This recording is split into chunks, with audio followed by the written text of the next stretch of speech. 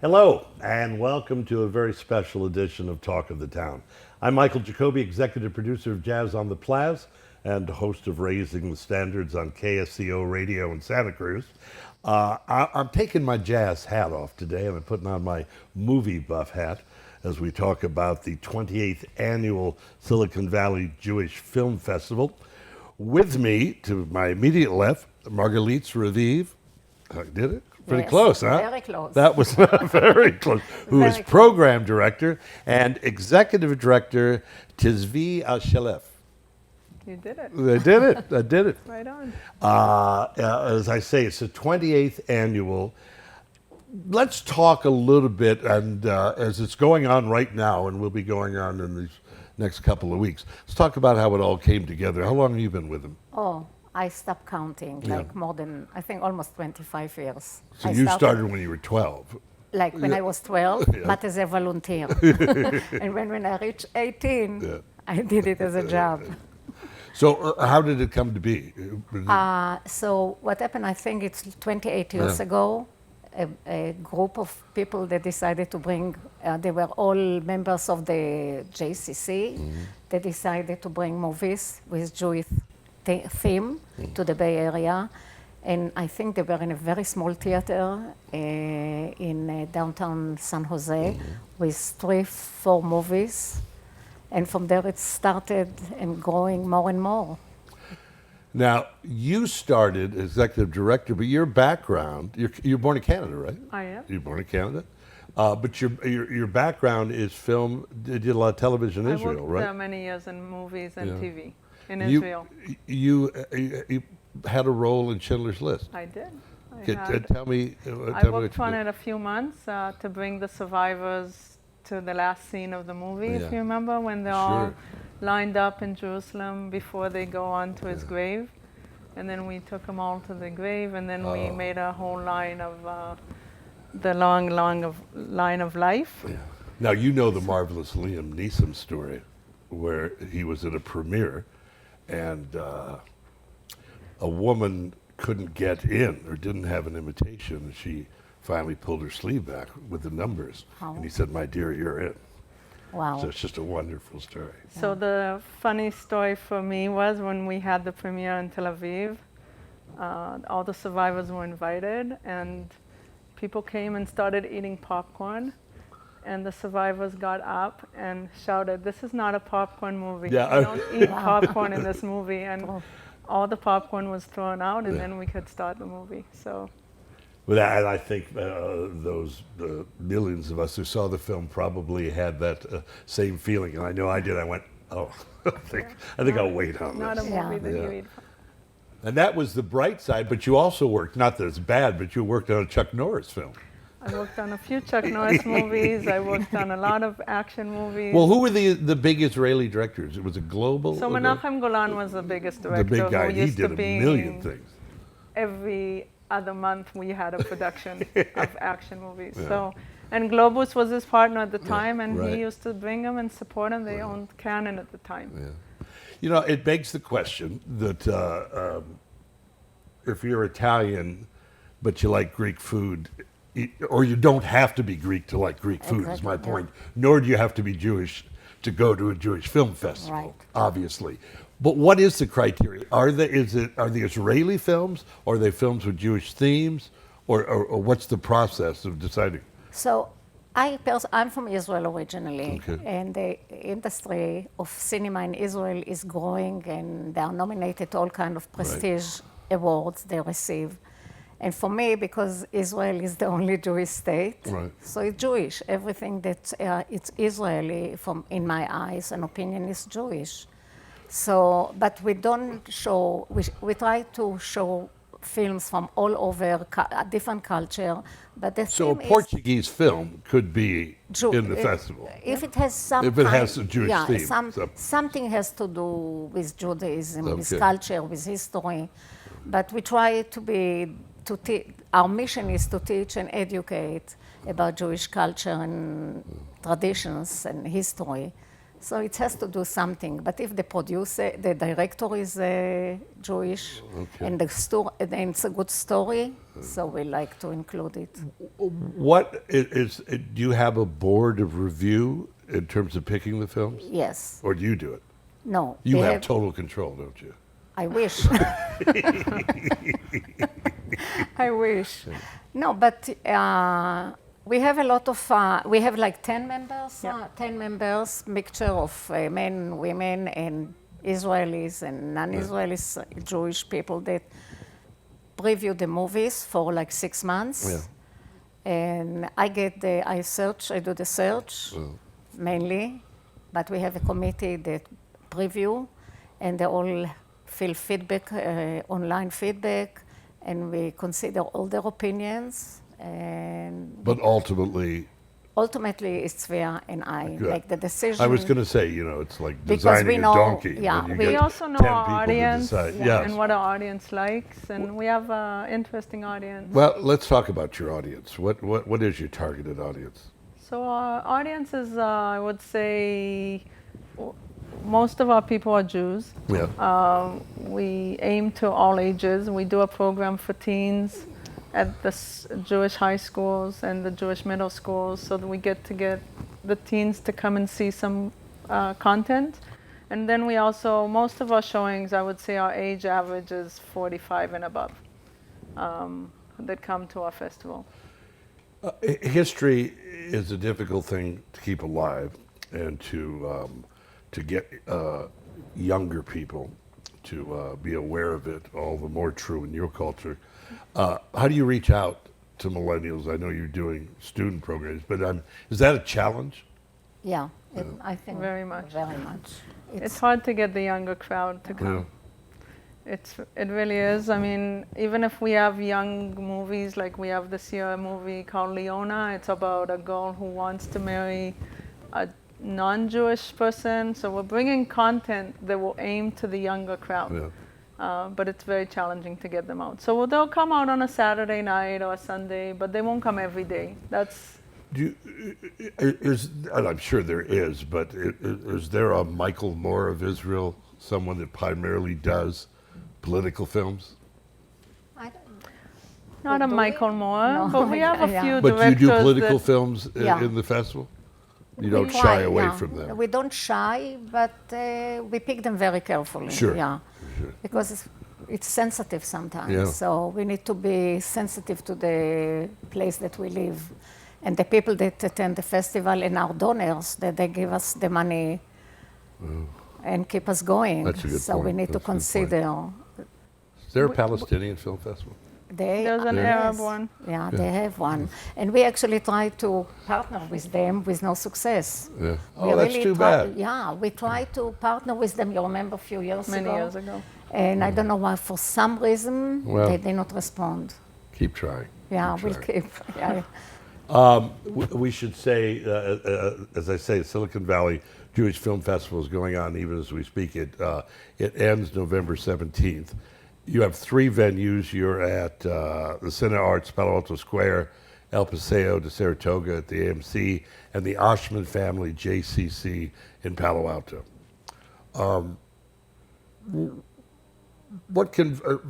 Are there other events tied in with this? Is there a lecture series? Do you meet the directors, or what else comes along with the package? No, we have guests. Okay. You know, so we have guests. Okay. For the opening night, we have the Amos Nahum, that is the subject of the documentary, this is his story, Okay. and the director, and the executive. So And we you have do a other Q&A? guests.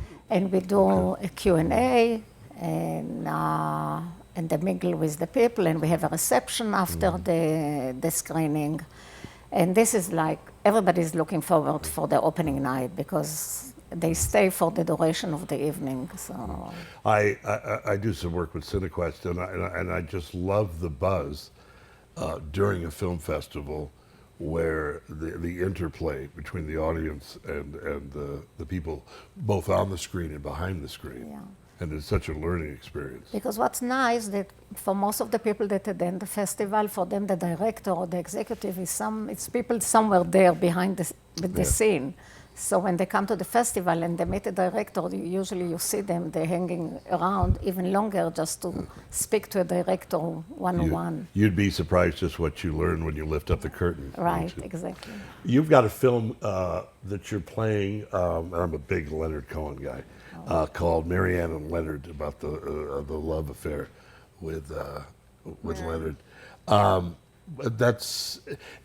Is that playing in a particular venue? I know I'm going to very much encourage folks to go to the website to find out all the schedules and stuff, and to buy tickets, and to learn more about ways they could support you as well, because I assume you don't turn down donations. No, we actually don't. welcome still. Always welcome. They're always donations. welcome. Always need You donations. know, as they always say in the www.svjff.org, we accept donation all year through. Welcome to my world. I know that feeling. But Leonard and Marianne is playing at Both venues. Both so venues. AMC and Cine Arts. Okay. Yeah, All right. and amazingly, it's a huge success. It's almost sold out, so you better that's buy your neat. tickets That's soon, neat. because it's one of our popular ones. Hallelujah to that. And Hallelujah will have the music in the theater every day, so you get to hear it. You've brought a clip promoting some of this year's films, and there's actually a very cool story behind the clip. It was a young man who works with you guys and put it together. One of our board members' sons, who's 15, made the clip for us. Oh, it's beautiful. Offered to take all the trailers and just make a beautiful clip, and with the music and everything he did by himself with his mom. So yeah, they did an awesome job. Let's take a look at that, and we'll be right back to talk more.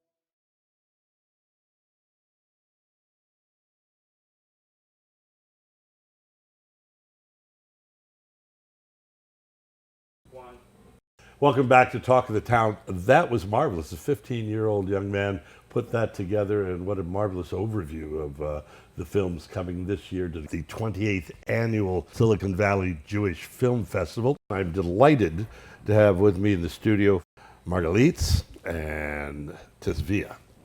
I'm so good at this. I'm getting better. I'm going to start introducing You the keep saying crew it pretty and it soon. will get better. Melissa and David. See, I do them all. So the festival's going on even as we speak.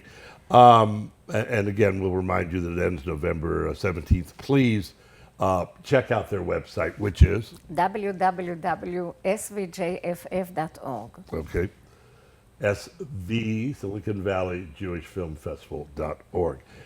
What are you particularly excited about this year? You're talking about, you have a centerpiece film that you're very proud of. I think it's our masterpiece. It's called Working Woman, and it's all about the Me Too movement, about a woman who is harassed at work. We're having an amazing panel coming to talk after the movie with two women who are going to talk after the movie. So I'm very excited about that. That will be shown twice at both venues, so AMC and Cine Arts. And you had another film, well, you Yeah. had several that you're excited Yeah, about. but the one film that you, following the question that you ask if we have movies that has to do with politics, so we have one movie that it's done very well, and the director will attend. He's coming from Israel. It calls the Jewish Underground. So it's a very powerful movie, and I encourage everybody. I think it's very important to come and watch it, and the director will be there and to talk about And, it. and what is the theme of the film? It's about a group of extreme religious Jews in Israel that have a vision to destroy the mosque in Jerusalem and build the old synagogue, Beit HaMikdash. Okay. And Interesting. I think they are a group that are dangerous for the democracy. But Yeah. so I think it's important to people to come just to be aware about this group of people. Yeah. So, You also have a transgender film, which it's a family in transition, yeah. and it talks about what's happening in a family that suddenly the husband is married and he has a family and children, and he wants to transgender to be a woman, and the support and how everybody react to the news that this is going to be the path that he's taking. And I really think that people should come because we live in San Francisco and it's part of the reality. That's part of the culture. The cultures, and I think it's very important for people to come and watch this movie. And it's a new world. I mean, we have a gay man running for president, and the Me Too movement, and I think we are more tolerant to accept people that are different. education's a good thing. We've done okay, and So we're getting better, and maybe the Arab Film Festival will listen to you two next year. I hope. And we can get together. Let's talk a little bit philosophically in terms of what really is the importance of Silicon Valley of having this event? So it keeps people culture-wise, it gets them educated, it gets to tell the stories of so many, most of these movies will never get to the big screen in the theaters. So this is one of the only places that people can ever see these movies. Now, are these all independent films? Yes. Yeah. Okay, so there's no studio films. There's one studio film that had very limited exposure. Yeah. So most of them you'll never get to see them. So these are stories of fascinating stories that are related to our culture and traditions, and that's the importance of it. Now, and I would think that when choosing these things, choosing the films, in your heart of hearts, you want to maybe tell stories, and we're back to the young people question again, tell stories that they maybe haven't heard, that they need to be exposed to. So the responsibility is huge. Right. And for me, it's, I always see, from every year, I see the same people coming back. So it's like the community getting together, watching movies together, getting educated. They come to the theater, they never hurry to leave. They always stick together. And it's something that really brings all the community together. Instead of going to a synagogue, they come to a Jewish film festival. What different than a synagogue? Exactly. Yeah. So you get to get culture as part of their interaction with people. And particularly moving with the anniversary of the Pittsburgh shooting, which was last week. Right. So it's So it happened last year on the the day anniversary. of our teen screen. Did it? And it was a huge scare, of course, and we every year do a teen screen, and usually 200 kids come, and we had only 100 kids come, and we had to get security, so it was a very sad day. Well, if you love films, and you could be a Presbyterian from Idaho, it doesn't make any difference. If you love great movies and love cultures that perhaps you would like to learn a little bit more about, I couldn't suggest this more highly, the Silicon Valley Jewish Film Festival. Very quickly, if people want, you can volunteer to work with you guys? You always need volunteers? Always. Love volunteers. You take very good care of them. They come and see the movies for free. Okay. So we always need volunteers. And you're not turning down any money. We've made that painfully clear, haven't we? We needed to keep going. All right, so we run through November 17th. God bless you guys. This is a wonderful production, and you guys, my series in the summer, the jazz series, it's like people say, well, you just work 10 weeks a year. I go, no. You guys spend 10, 12 months or To 10, make it 11 happen months for 3 getting weeks, ready yeah. for your 3 Wow, weeks. yeah. We do. So go to the website, find out more about the films, find out more about this marvelous organization, volunteer, or put down a couple of bucks and help a wonderful cause, and give yourself a wonderful opportunity to learn something and enjoy a medium that we all love. That's Talk of the Town. Thank you, ladies. Thank Enjoyed you. it very much. Thank you. For David and Melissa and all the good folks here at KCAT, I'm Mike Jacobi. I'll see you soon.